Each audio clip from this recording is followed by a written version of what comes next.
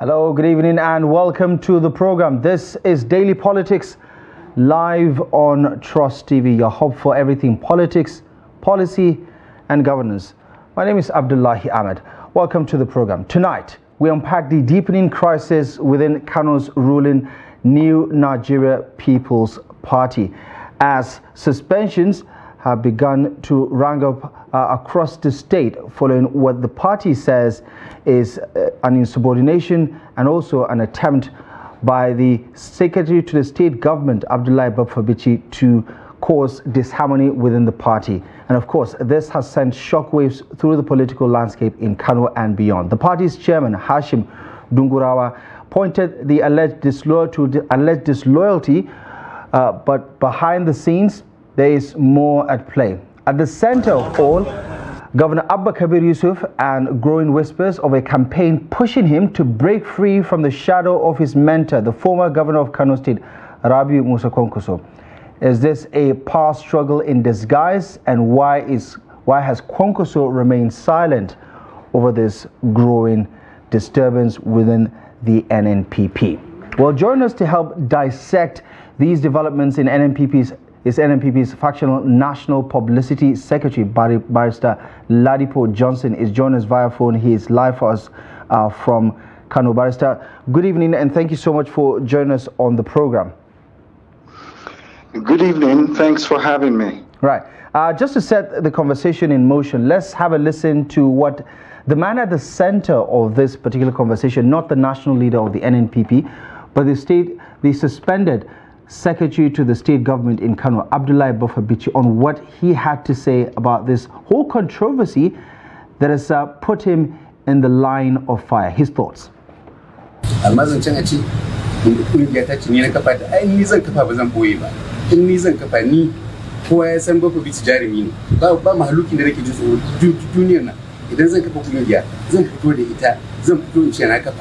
A yanzu gashi na fara na ce 1 to 10 kungiya ta ce kuma duk wanda yake siyasa a Najeriya ya san ta dukkan jihohin arewacin Najeriya, amma maganar wata kungiya ba da yawo na yake ba ya na ta ai kamar yadda na faɗa a farko na riga na yi wa mai girma gwamnan mu baya biyin da yake so haka zai kuma an daidaita.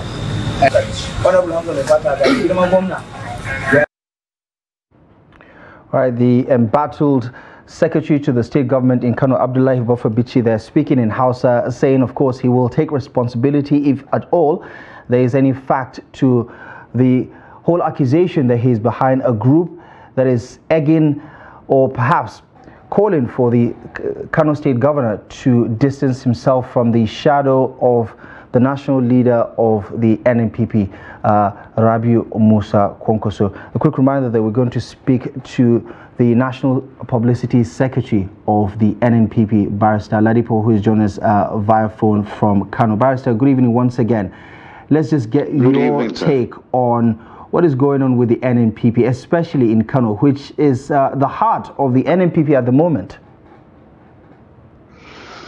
Yes, we have had an unfortunate incident where the Secretary to the State Government and the Commissioner for Transport have both been suspended by the party in Kano State. The governor, in his wisdom, tried and I believe had a meeting yesterday with various persons in a bid to bring some of them together to try to harmonize things. These things are normal, in quotes. They're normal in a political setting. To use the old phrase by the PDP, it's a family affair. That's what they said at that time, if you recall. And that is the position now. They are working things out, and I wish them the best. It's always, in a political setting, you have misunderstandings, you have disagreements, And it's not in the disagreements, but in the ability to come together and come out stronger afterwards.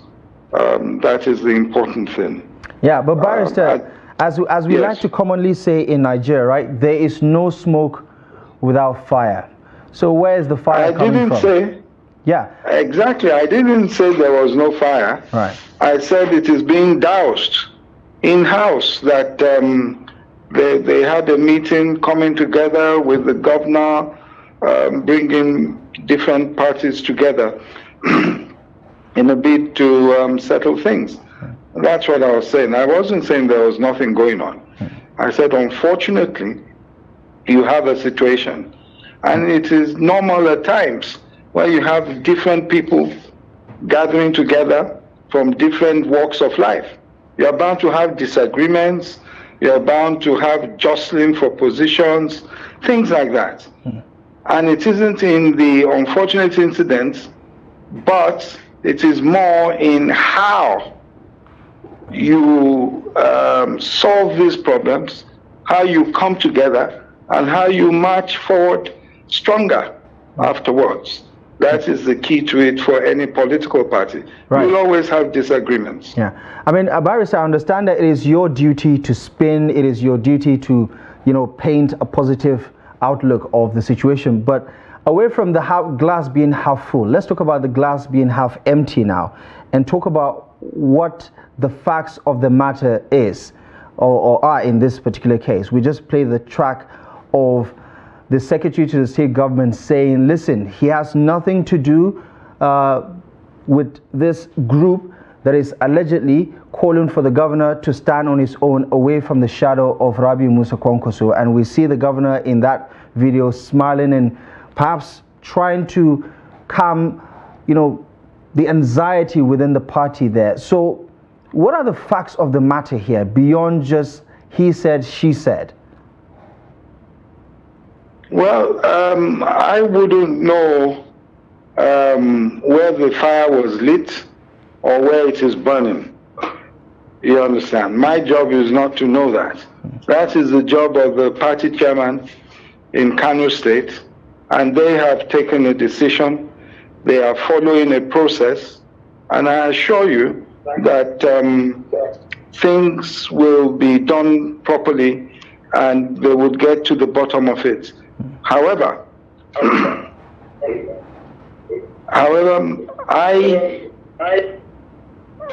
I believe that we have a situation, maybe, where some people have been influenced from the outside to try to bring disharmony to the inside. Now, whether or not the secretary or the commissioner are involved in that, that will be determined. But the bottom line is that there are some people trying to drive disaffection within the party. So how did we that get here, has been seen and will be nipped in the bud. Yeah. Sorry? Yeah, pardon the interruption. How did we get here? I mean, you clearly alluded to how the facts are very sketchy at best. So why does it appear that the Secretary to the State Government and the Commissioner of Transport are being scapegoated here? If the facts are not readily available, why are they being suspended then? Are they innocent until proven guilty, or are they guilty until proven innocent? You're twisting my words. They definitely are not being scapegoated. What I said is that there will be a process, right? And I took part of what you said and said, let's even leave them out of it. Let's assume that they are innocent. They are not part of any so-called group. But the fact remains that some people have been trying to get different things done, different things going on in the press to try to cause disaffection within the party, especially between the national leader and the governor. And the good thing is that it has been noticed. The party has come together immediately to snuff it out. That is the good thing about it. Now, as to the two gentlemen who happen to be very, very good friends of mine, they have the right of audience to tell the party that, look, this has nothing to do with us. And there goes the matter. But the party took a preemptive move as allowed under our constitution. I can't give you the article now off by heart or off the cuff, but our constitution allows us to suspend pending investigation. You suspend pending investigation. It is one of the options you could take. And that is what the state's chapter took at this point. Irrespective of what the facts say, because you have the SSG who has clearly gone public to say he has nothing to do with this group that is allegedly sowing discord within the NNPP. However, we also understand that there is something much larger at play here beyond just this group's activity, calling for Governor Abba Kabir to stand on his own, independent of the former governor of Kano State, who happens to be his father-in-law, by the way, and the national leader of the NNPP, is that ahead of the local council elections, there is this growing dissatisfaction about who gets the nod to be the flag bearer of the NNPP, who is presumably going to be victorious in the council polls. And in Bichi, for instance, the SSG is at war with some party stakeholders. Ergo, why he is going through this particular battle here. What do you know about these concerns? Well, what I know about that is, firstly, I'd like to go back to what you said. I'm not a troublemaker, but it's not that they're being made scapegoats, or it's not that there's no smoke without fire, as you said. And if the party, having started investigation, feels that both of them have something to answer for, then it is well within the right of the party to ask them to come forward to answer for those things. Now, whether it is right, wrong, or whatever, there is enough for the party to have said, please come forward to do that. And that's not because of any witch hunt or what have you. But on the other hand, talking about Bichi, there are many, many elders and leaders in that local government, as with all local governments. In some local governments, we had 40 people who were vying for the chairmanship. Some places 10, some places 20. So because of the popularity of the party within Kano, now with that sort of number, or with those sort of numbers of people seeking to go in as chairman or councillor, you are bound to have disagreements. You are bound to have problems and some crises. You have to look for a way to manage those crises. Now, people have to keep understanding, when you have 40 people, different groups, different caucuses within the main caucus, then it is bound to be that some will get, some will not get, some will, you understand? So these are natural. That is why I said at the beginning, it is unfortunate, yet it is a natural thing. But the leadership we want to see is in trying to sort it out as quickly as possible and bringing the party together to march forward as one. That is the key to it. Right. Okay, so let's talk about the insinuations that Kwankwaso is by proxy the one calling the shots in Kano, despite the fact that it is Abba Kabir Yusuf that is the legitimate governor of Kano State, which feeds into the allegations by this particular group calling on the governor to stand on his own 2 feet, independent of the views as well as the influence of Senator Rabiu Musa Kwankwaso. So what do you make of those allegations vis-a-vis what it says about the NNPP as a political party and Governor Abba Kabir Yusuf? Well, I think it is an insult to the to Governor Abba Kabir Yusuf for anyone to say that he is under the influence of Senator Rabi Musa Kwankwaso. I think so. I think people should go back and find out about Abba Kabir Yusuf himself. He's been in government for many, many, many years. He was SA to Kwankwaso. He was Commissioner for Works. He's been there for many years. He knows what he's doing. He knows what he wants to do. Now, he's a soft-spoken, quiet person, but he works hard. He's dedicated at what he does.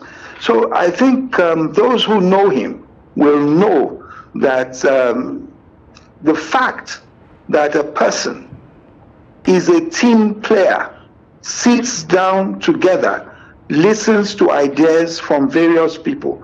There are times that I, Ladipo Johnson, have been called by the governor to discuss several issues. I don't even live in Kano, but he wants, and I'm not from Kano, but he is that sort of person. He wants to find out from everyone, as many people as he can, about various issues. So he's that sort of person. So if he sits in caucus and Senator Kwankwaso or people close to Senator Kwankwaso are also there, don't forget that we're all part of the same Kwankwaso movement as well.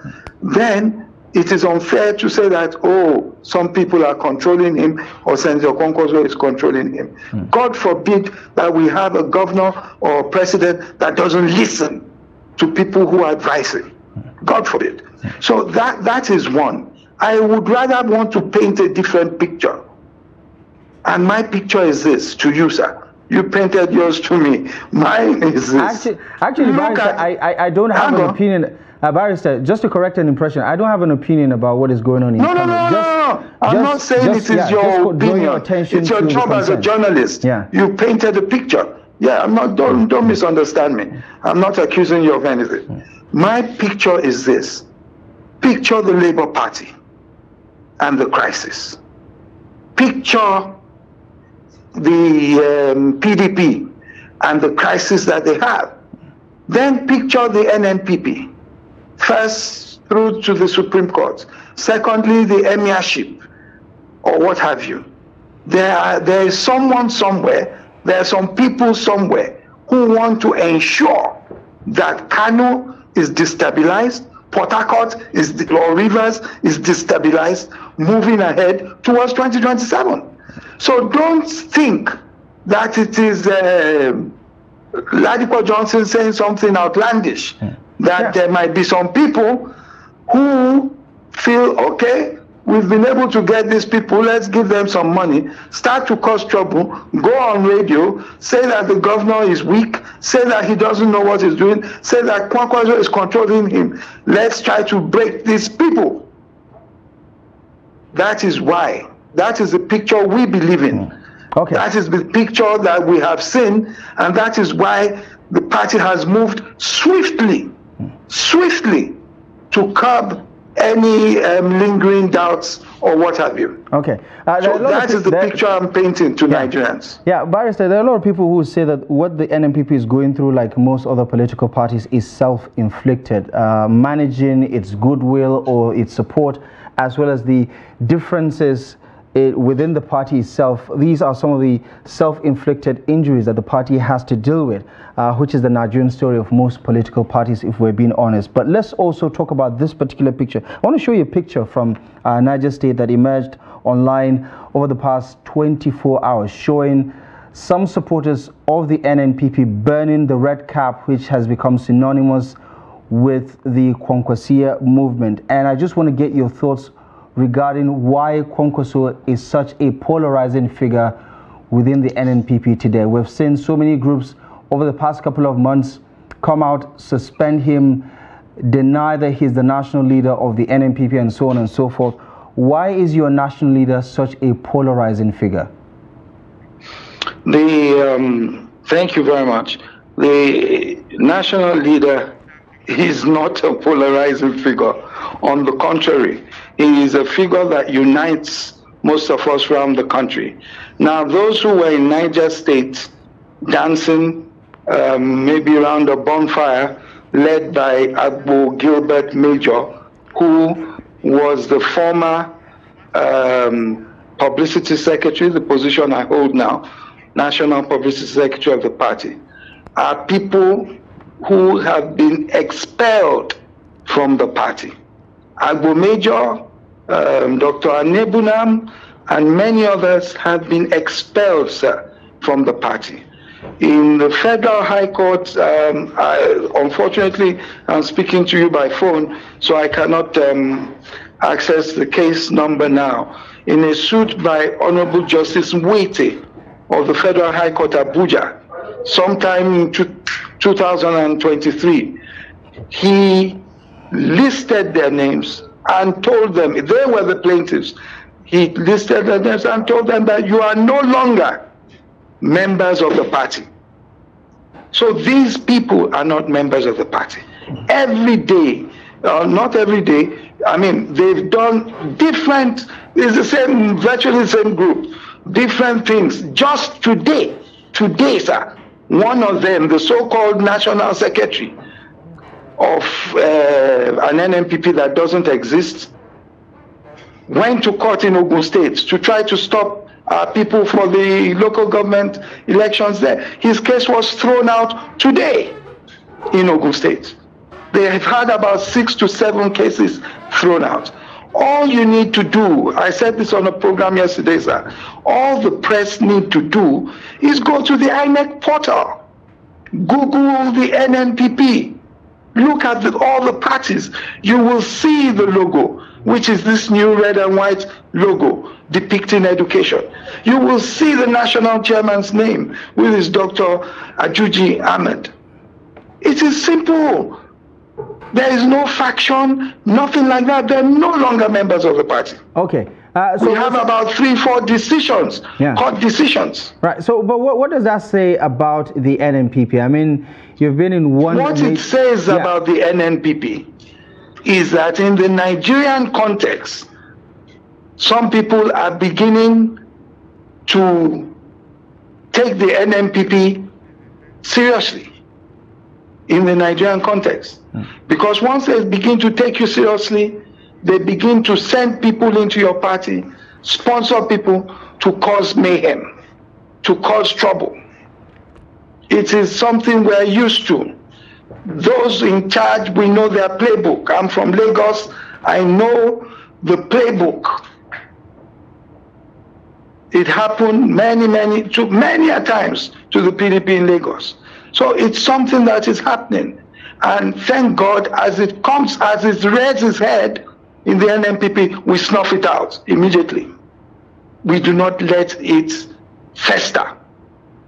Yeah, but I don't think that answers the question about why Kwankwaso is such a polarizing figure as the national leader. He's not a polarizing figure. The reason is this.